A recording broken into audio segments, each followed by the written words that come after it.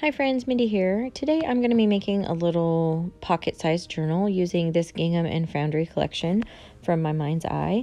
I got this on peachycheap.com. So I'm just going to show you really quick here.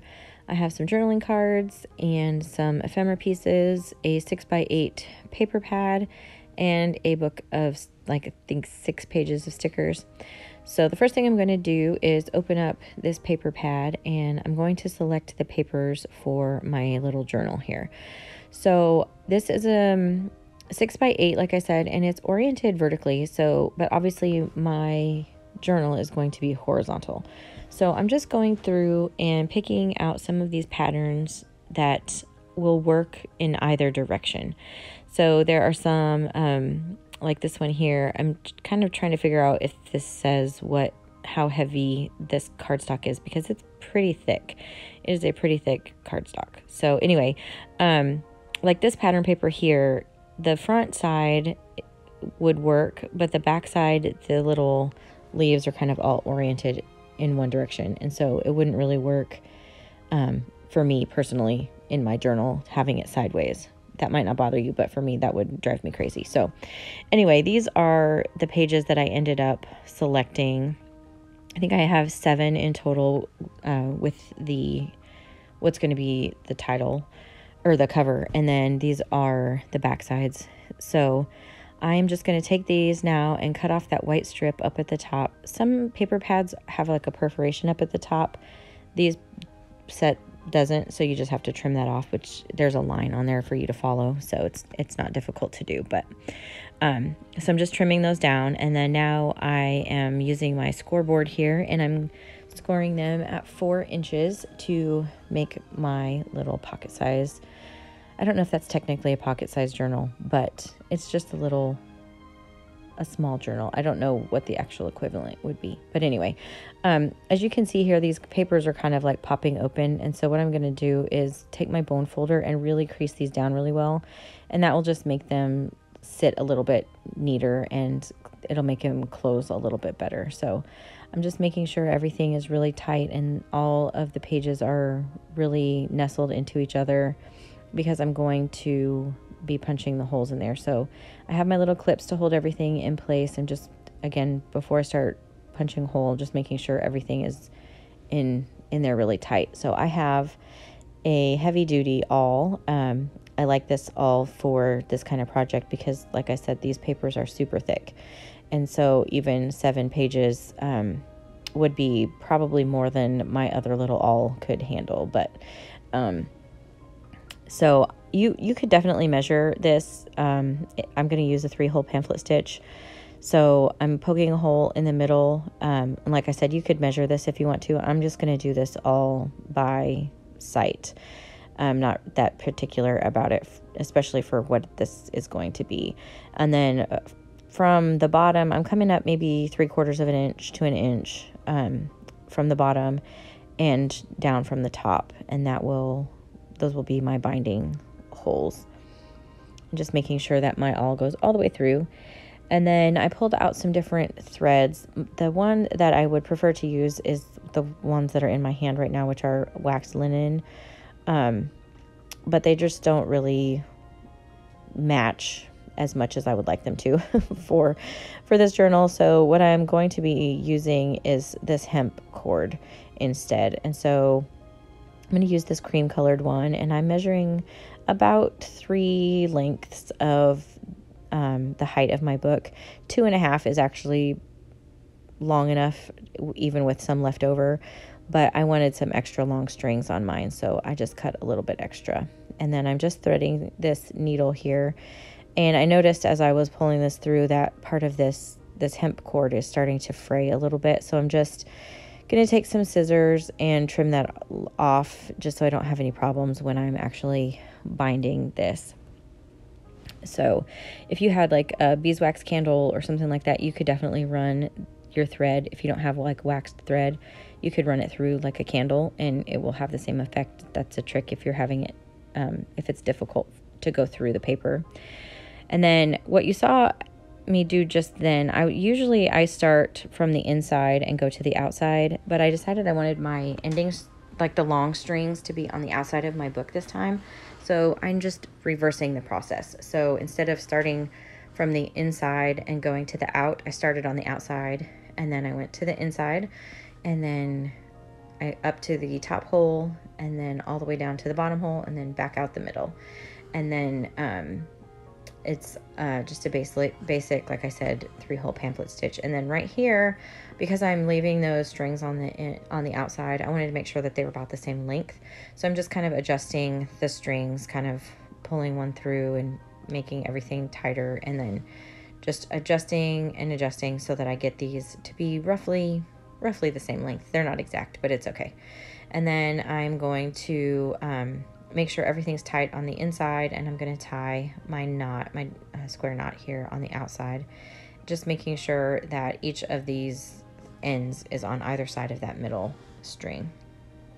And now I want to even up the edges of this journal. You certainly wouldn't have to do this if you didn't want to, but anytime you're nestling paper, especially really thick paper like this inside each other, it ends up sticking on the outside. You know, you can kind of see the layers of paper. You could totally leave that if you wanted to. I just like to have the nice clean edge. So I have a self-healing mat here that I'm working on, and I have my Tim Holtz ruler. I use this ruler because it has a steel edge on this side of it. So when you're using things like X-Acto knives, or, you know, anything like blades of any kind, it will run smoothly along there, and you don't have to worry about ruining your ruler. And I left this part in just so you can see. This takes me actually a little bit to do because I go very slow and go through kind of each layer instead of trying to really, you don't want to like have any kind of sawing motion or anything, because your paper can slip, you could cut yourself or whatever. So just, it's better to just go through and do several passes, and then at the end you end up with a nice clean edge. And then another thing totally optional is I'm going to round the corners. I just like the finished look that it gives this book, especially a little tiny book this size. So I have a Zutter Bind It All corner rounder, but We Are Memory Keepers has a corner chomper that I think can cut through, you know, pretty thick things. So I just use that one because that's what I have. So here I'm going through all of the journaling cards, and kind of, I made 2 piles, one that I thought would work really well with the journal, and then others that I will probably save for another time. And I'm going to be using this journal to kind of just record some little moments of joy, or just like, you know, comments that people have made to me, or just different things. There's things that I'm really just grateful for, and things that bring me joy. And that's really what this is going to be for. I'm just going to keep track of that. We're kind of entering that season of gratitude and everything. And so I just want to really kind of get my mind focusing in that direction. So what you saw me do there, I took one of the journaling cards, and I wanted to use that sentiment that said collecting all the beautiful moments, because that's really what I'm going to be doing for this journal. And I just cut that out of the journaling card, and I would encourage you to do that if you have journaling cards. You know, sometimes those can pile up if you're buying a bunch of them. Don't be afraid to cut them apart and use them in different ways, or add things to them to make them more personal for you or for your project. And that's what I'll be doing kind of all throughout the rest of this. So now I'm going to pull out all of these ephemera pieces, and I'm going to sort of sort through these. There are some that I know that I won't use in this particular journal because they just are not going to match the theme of what this journal is for. There's a lot of, you know, like homes and that kind of thing, just different things that I don't, that aren't really going to match this kind of gratitude-focused journal or joy-focused journal. I don't really know how to title it, but that's what it's going to be for. So I pulled out the ones that I thought I would use, and I just put in that little bowl over to the side for while I'm working. And then I have these sticker sheets also that I'll be using to kind of decorate the pages and everything. And right here, I wanted to put one of these navy blue journaling cards here to try to break up some of this yellow pattern paper just a little bit. And so I just added some glue, and I'll just journal right there on those lines. But as I was doing that, I realized that my stitches had come loose, and the reason is because that knot was coming undone. And that was a problem with this hemp cord. You don't really have that problem like with wax linen thread. The wax linen part of it really helps it to stick together. But this hemp cord does this to me. So one of the ways around that is I'm just adding some clear adhesive, and that will solve this little problem and keep that knot secure while I finish decorating the rest of this journal, which I won't make you watch, but I'll do a flip through. So I have my journal finished here. I have not done anything to the ends yet. I'm gonna add some things, some beads or something, but I just thought I would do a quick flip through of what everything looks like now. It's not completely 100% decorated. I wanted to leave myself a little bit of room as I work through this journal, but I thought I would just go through and show you what I did. So here, I just created a lot of tuck spots and journaling spots. So here, this is just kind of my title, and then I have a tuck spot here and I just used the journaling card to do that. And then again here, and then with this, I just took that little sign that says hello friend, and I made like a belly band, and my little tag will go there, and then I'll just journal on the back of that. And then I have a little place I can do more of like a list. And then this one, I was going to make a pocket, and then I think, I don't know what happened. So what I will probably end up doing is just journaling in the background of this card, which is fine. But then here I created a tuck spot. I used one of the big stickers to kind of decorate the corner of this journaling card, and then I just left it open on the two sides so I can tuck something like a tag or something back in there. And then here I just used one of the journaling cards along the bottom to create a pocket for this journaling card, and then I just added a sticker here to kind of decorate that up. And then I put an ephemera piece down here at the bottom, and this another place that I could write if I wanted to, or put the date or whatever. And then another real simple tuck spot here.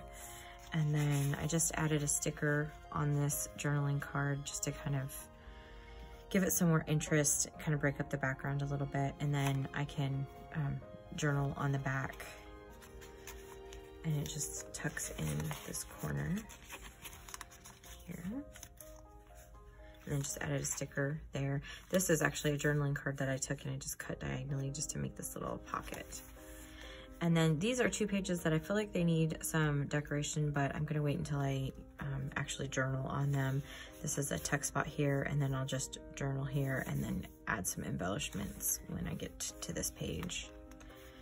And then this one, I actually created a little like top pocket so I can slide a tag in here. And then I did that, actually I can do it on both, but I'll really probably just journal here and then maybe add some more stickers or whatever up top there. This is the middle of my journal here.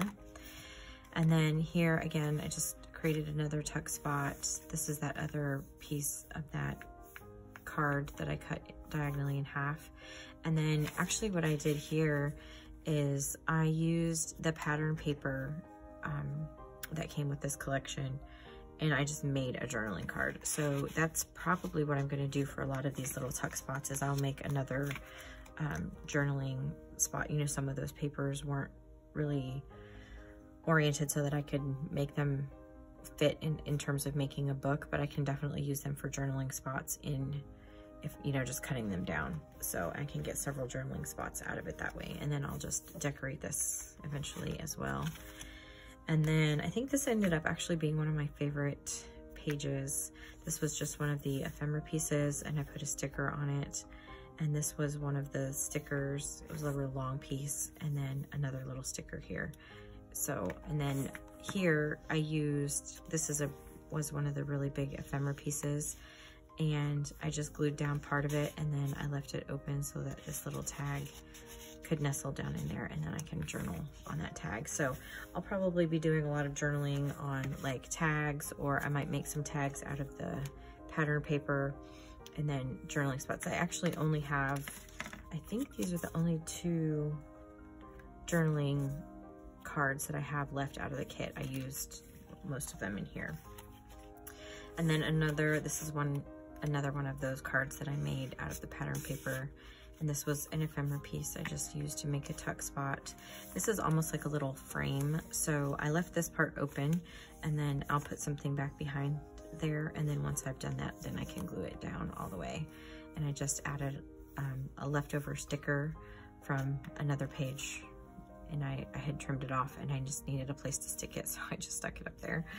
And then this was an ephemera piece, and this was a sticker. And I just, you know, kind of decorating the pieces, just kind of making them more personalized that way. This was one of the journaling cards and a sticker, another journaling card, another ephemera piece here. And then this one, I had a hard time with this page because I didn't want to cover up this beautiful flower right here. So I just created a belly band basically with a bit of the pattern paper, and then I'm just gonna tuck one of the journaling cards in there, and I can journal on that. And then a tuck spot here on this page. And then this is that one. It was a huge sticker, and I stuck it down to the side of a journaling card just to kind of pull the colors together from the background up and, you know, all the way through to make this more cohesive. And then the leftover sticker is actually what I stuck up here. So, and then this one I just stuck down. It just says thank you, because I just want to remember all of the nice things. And so that is what I'm going to be doing with this little journal. And if you liked this video, I would appreciate it if you gave it a thumbs up. That helps get my channel out there. And until next time, bye-bye.